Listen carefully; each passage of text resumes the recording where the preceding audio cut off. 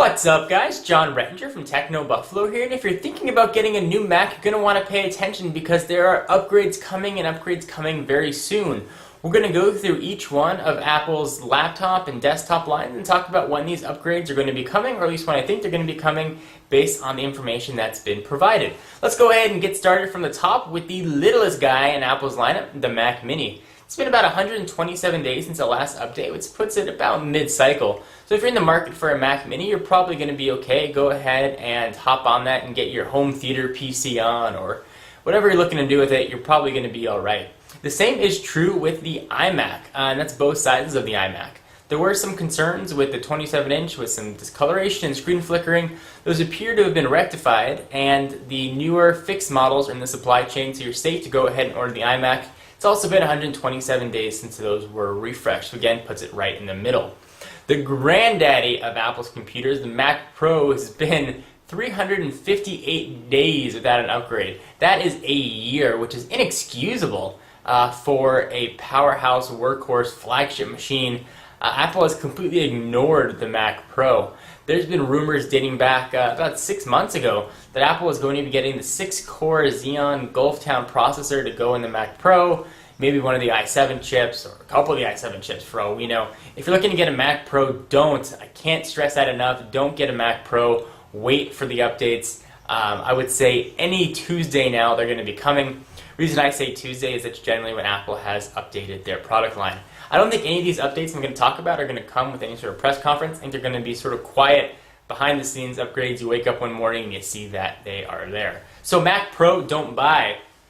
MacBook, the last of the MacBook line, the plastic unibody guy, it's been again 127 days since that last upgrade, which again puts it mid-cycle. If you're looking to get in at Apple's lower-cost laptop, which is a really good value, you're safe to go ahead and buy that without fear of that getting updated when you wake up next week. So really the one that everybody wants to talk about, the MacBook Pro. It's been 261 days since that sucker got upgraded, and there are a ton of rumors circulating about it. So the chips have been ready to go. It's been no secret, I don't think, that Apple is going to be using the mobile Core i5 chip, that's Intel's Core i5 chip, in their next line of MacBook Pros. The delay, at least from what I've heard and what I've read, has been with switchable graphics. We've seen laptops in the past with switchable graphics, and that means the laptop has a dedicated video card and also an integrated option. We've seen this on some of the Sonys and some of the Asus models, and you've been able to switch them manually. So if you're looking to play a game, flip a switch at the software solution, and suddenly you're using your more powerful dedicated graphics card. If you're just doing web browsing and you want to save some battery life, you flip the switch the other way and you're using the integrated option. We've seen some sort of switching on the fly where when you plug your laptop in, it'll automatically go dedicated. But that's really the extent of what we've seen sort of in mainstream laptops. NVIDIA has this new technology called Optimus, and won't bore you with the technical details. Essentially what that does is lets a computer switch for you. So if you're doing something graphic intensive, it'll switch to the dedicated. If you go back to just viewing a web page or something non-graphic, it'll go back to integrated without you ever having to do anything. And I think that that's what Apple's been waiting for to put in their next line of MacBook Pros. That technology appears ready to go, so I would really think that we will see an update to the MacBook Pro, I would say within the month, so within the next 4 weeks. So if you're looking to get a MacBook Pro, wait. I can't stress that enough. Today's date, for those that are wondering, is February 24th, 2010.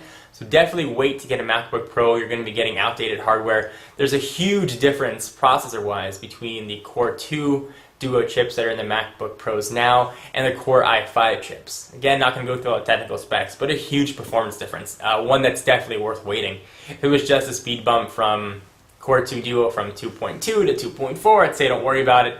You're probably never going to notice the difference. But this is a significant upgrade to the Core family of processors. Definitely worth waiting. The next one, and one that I'm looking forward to most, is the MacBook Air. Has also been 261 days. This has sort of been Apple's black sheep in their family. They haven't done much with it. It doesn't have the same design cues as the other aluminum laptops. It doesn't have the full multi-touch glass trackpad with the integrated buttons. It still has the big click button on the bottom. It doesn't have the black trim around it. It's still running some outdated specs. It's been passed by many other ultra portables. When it was launched, it was really the flagship and the pretty boy for the thin and light, but since then we've seen the Sony Vaio X, the Adamo XPS, and a ton of other thin and lights that sort of usurped that crown from the MacBook Air. I don't think Apple's going to take that line down. I think we are going to see an update to the MacBook Air, and this is one of the computers where I think we are going to see a full case redesign.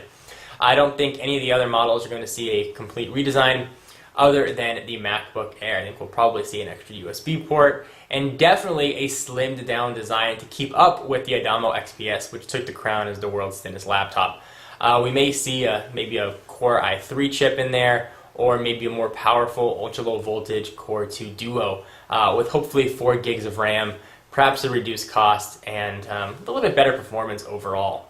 I'm a big fan of the MacBook Air, and I think that once we get an upgrade to that, that may become my laptop of choice. So guys, hope you found this helpful if you're looking to get a Mac computer as to when you should buy or not buy.